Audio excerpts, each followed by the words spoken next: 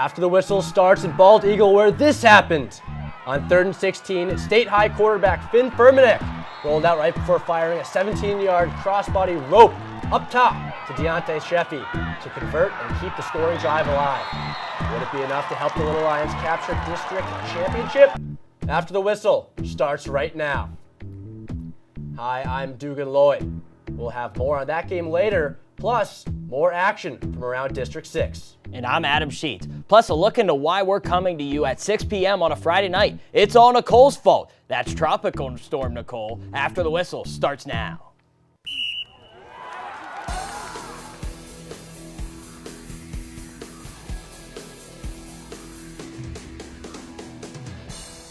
Our game of the week brings us to Penns Valley, where the Rams hosted the Bald Eagle area Eagles. Penns Valley Rams running out of the banner here as they take on Bald Eagle in a huge District 6 semifinal action in AA. Early in the second quarter, Penns Valley quarterback Jackson Roaming rushes all the way for a Penns Valley touchdown to make it 14-7.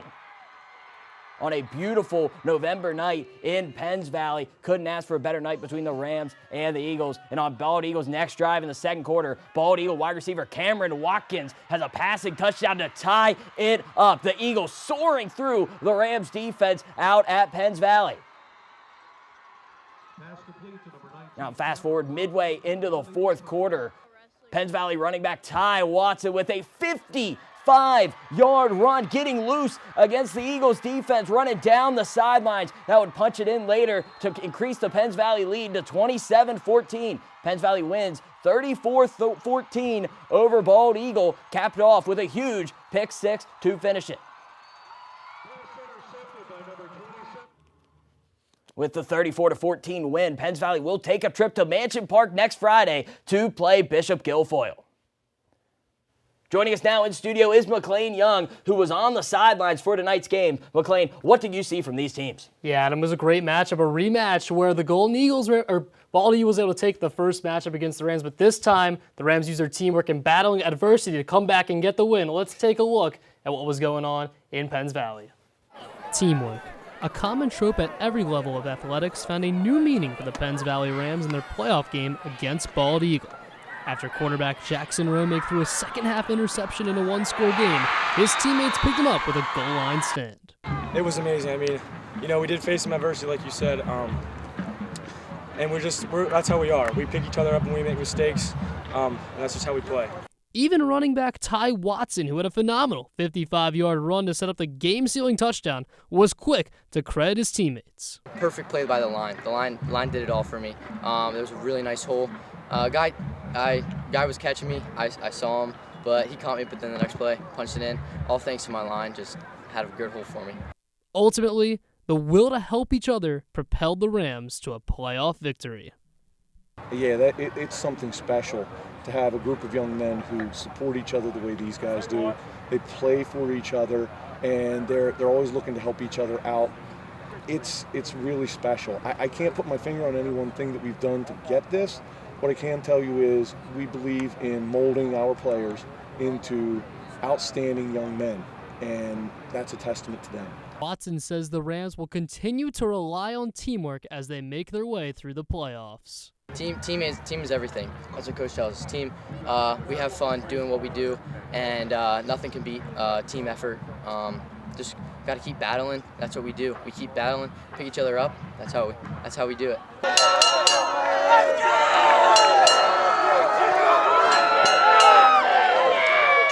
The Rams will face off against Bishop Guilfoyle next week at Mansion Park to compete for the AA championship title. And now look at why this week's games were moved around. Dana Osgood joins us. We've had quite the rain showers to contend with today, and that's because of the remnants of Tropical Storm Nicole, which impacted Florida around 3 o'clock in the morning on Thursday, is now moving its way through Pennsylvania from south to north, giving us some pretty impressive rainfall totals, as well as heavy showers throughout the day. And that's not the only thing we'll be dealing with as well. A cold front moved through at the same time, which pushed Nicole offshore a little bit faster. However, temperatures are going to be falling throughout the day, and so we're only going to be seeing temperatures in the middle 40s. And behind this front, we're going to be seeing some pretty high wind gusts as well, which could impact the games. And that's not all, because as our flow comes out of the northwest, we could be contending with a couple of raindrops, and in higher elevations could even see some snow flurries for this point. But overall, we're seeing temperatures in the middle 50s, decreasing throughout the day with some scattered showers. Now back to you guys at the desk. Thanks, Dana. We'll continue to keep a look at that. We had a battle for the District 6 crown on the line between State High and Altoona in Bald Eagle tonight. Right off the bat, Deontay Sheffy took a handoff outside 9 yards to the promised land. Squeezing past a couple Mountain Lions, he'd make it 7-0 State High. Fast forward to the end of the first half, as Alexander Yost taking it up the middle, taking upon himself to tie things up at 7-7. Holding on to the 14-7 lead, State High wideout Dante Nastosi is going to take a jet sweep outside, shaking a few Mountain Lions on his way to the 19-yard voyage to the pylon, putting them up 2 scores. A little later on, following a 57-yard scamper to the 1-yard line, Deontay Sheffy is going to finish what he started, pounding one home to tally his 3rd score on the night. Adam, we will see the cup was in the building. It is going to go to the unbeaten Little Lions of State College as they repeat in District 6.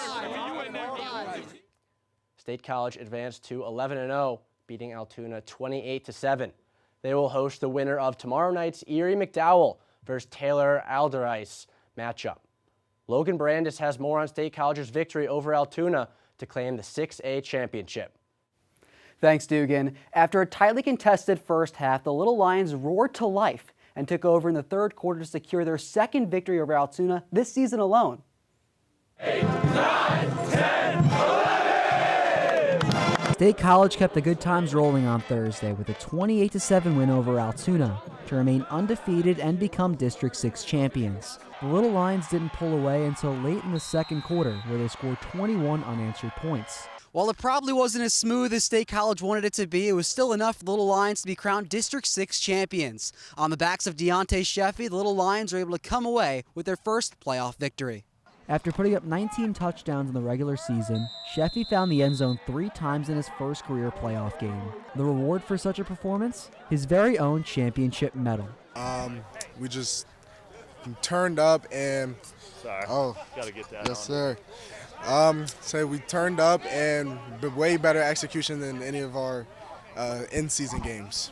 Despite the game being played at a neutral site in Bald Eagle, Sheffy heard the noise from the State College fan base. While some in the stands may have been surprised with his performance, his head coach Matt Lintel certainly wasn't. I'm not surprised, just proud of the kid. He does a great job. Obviously it starts up front with the guys up there clearing the path and the guys on the edge just helping him out. So he runs hard, you get him in space and he can make big things happen. So super proud of him.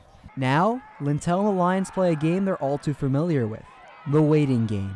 They play the winner of tomorrow's matchup between McDowell and Taylor Alderdice, giving State College the chance to check off another box. I think it's kind of a deep breath to have this game under your belt and be able to kind of move forward. The District 6 champions again, and I'm just proud of these guys for the effort, the heart, and it's paying off. You know, we've been able to kind of check some boxes off along the way, undefeated season, Mid-Penn champions, now District 6 champions. Thank you, Logan. For that story, the Little Lions are still unbeaten. And shout out to Altoona. The program is showing improvement too. Now for some scores around the state. DuBois fell to Juniata 17-7. Juniata is now the 4A champion, and they are scheduled to move on in playoff action, facing the winner of tomorrow night's Meadville versus University Prep game. Meanwhile, Cambria Heights is set to play Northern Cambria tomorrow night. Central will take on Penn Cambria tomorrow evening at Mansion Park. And Portage will hit the road to play Penn's Manor at home. Richland faced off against Bishop Guilfoyle to try and maintain their district title.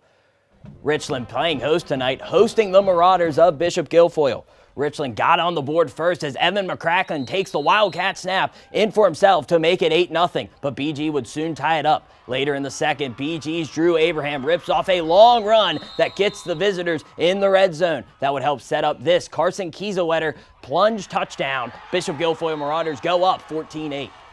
In the third, Kieselwetter connects with Drew Abraham for this 30-yard score. Guilfoyle widens its lead 25-8. About 5 minutes left in the game. Richland trying to come back, and Kiesewetter trying to make a play for the Marauders as he rolls out, and he's going to be picked off by Richland's Ethan Box. Box is going to return this one 75 yards for a score. Pick 6. Richland's within 4 points. Huge play there for Richland trying to come back, but it was all over as Kiesewetter scores the game-sealing score in the 2 minutes. 32-22, Marauders win. Richland lost their first game of the year to Bishop Guilfoyle tonight, 32-22. Bishop Guilfoyle will play Penns Valley next Friday night at Mansion Park. John Dreger has a close-up look at tonight's game. Thanks, Adam. It's tough to move up divisions, but some teams have defied the odds. Take James Madison University, for example. Originally an FCS powerhouse, the Dukes moved up to the highest level of Division I football and currently sit at the top of the Sun Belt Conference. Moving divisions happen in high school as well, and Bishop Guilfoyle has inherited their inner Duke dog. It didn't take long for Carson Kiesewetter and the number 4 Marauders to find their footing, literally. But by the half, Bishop Guilfoyle would lead by 7 points and would go on to win 32-22 over the undefeated number 1 seed Richland Highlanders. Bishop Guilfoyle is now less than a year removed from winning a single A state title, but they'd managed to take down the highest-ranked AA team from District 6. We knew, Richland's an incredible team, incredible program, and between the two of us, we won, the 6 or 7 of the last district titles. So, meeting an undefeated team in the Highlanders, Guilfoyle had their way in the second and third quarter. However, early in the fourth quarter, up 2 scores, Bishop Guilfoyle was marching down the field until this happened.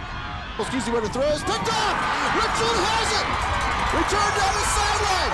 That is going to be Ethan Box, who's going to take it into the Richland end zone for a touchdown! That put Richland within striking distance yet again. When he threw that interception, he felt bad, and he said, I want the ball, I want to make up for it, and he came out in that, and you saw it was just him the last drive going down the field. And that guilty feeling led to a series of Carson Kiesewetter quarterback keepers in the final drive for Guilfoyle. Kiesewetter took hit after hit until he takes it the distance and scores the touchdown that would pull the Marauders away from the hosting Highlanders. Defeated this year, like we've been saying all year, a couple plays away from being 10-0 in the regular season, and we're really a playoff team. We knew we could come out and compete 2A, 1A, 3A, whatever it is.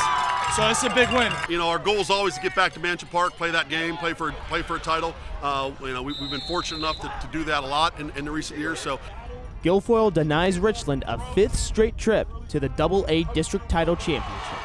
Now, the Marauders have a shot at a District 6 AA title against the 2nd seed Penns Valley Rams. For After the Whistle, I'm John Drake. Richland quarterback Sam Penna's brother, Joe, suffered a concussion last night, which led to a 15-minute delay of gameplay.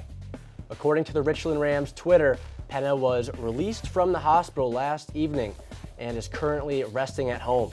He's in the concussion protocol, but he does have full movement in all extremities. Coming up, Penn State looks to improve to 8-2 in tomorrow's game against Maryland. But first, we'll take a look at some scores from around the PIAA as the second round of the playoffs wrap up. We'll see you after the break.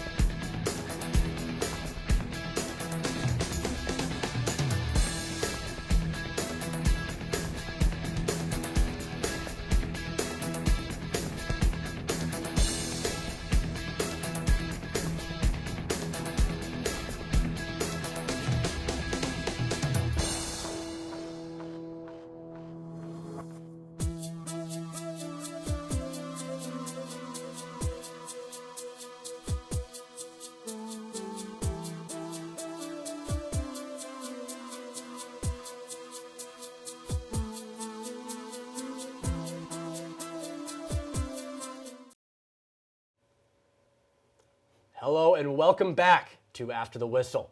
Brought to you by Com Radio, Center County Report, and Penn State's chapter of AWSM. Tomorrow, Penn State battles the Maryland Terrapins at Beaver Stadium. Logan Barandis has more. The Nittany Lions are coming off a dominant 45-14 win over the Indiana Hoosiers last week. The running back duo of Katron Allen and Nicholas Singleton combined for 159 rushing yards and 4 touchdowns. That came despite a revolving door on the offensive line, which was a similar problem for the Nittany Lions last time they welcomed Maryland at home. In 2020, when Penn State took on Maryland here at Beaver Stadium, it was a 35-19 shellacking of the Nittany Lions. Quarterback Sean Clifford was sacked 7 times in that contest. Now, just 2 years later, there's more eyes now than ever, both on Clifford and the 5 men up front to protect him. Landon Tangwall was ruled out for the season, while projected first-round pick Olu Fashanu is week-to-week with an injury. That means more playing time for lesser experienced players in the line in the heat of conference play.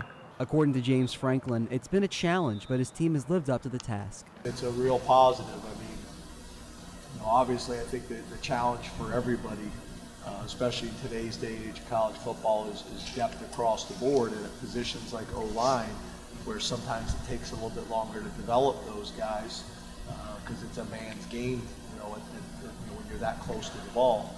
With mixing guys in and out at key positions, that creates a different challenge for the leaders of the group. For redshirt senior Juice Scruggs, communication goes a long way. With the young guys coming in, you got to be more vocal than you normally would. But really, I try to be vocal anyways, over-communicate. That's a big thing we talk about. And just having everybody on the same page, no matter who's in. The Nittany Lions are set to kick off against the Maryland Terrapins tomorrow at 3:30 p.m. You can listen to the game live on Penn State's Com Radio. That's all for tonight's edition of After the Whistle. For all of us here, I'm Adam Sheets. And I'm Dugan Lloyd. Tune in next week for more District 6 playoff coverage here on After the Whistle.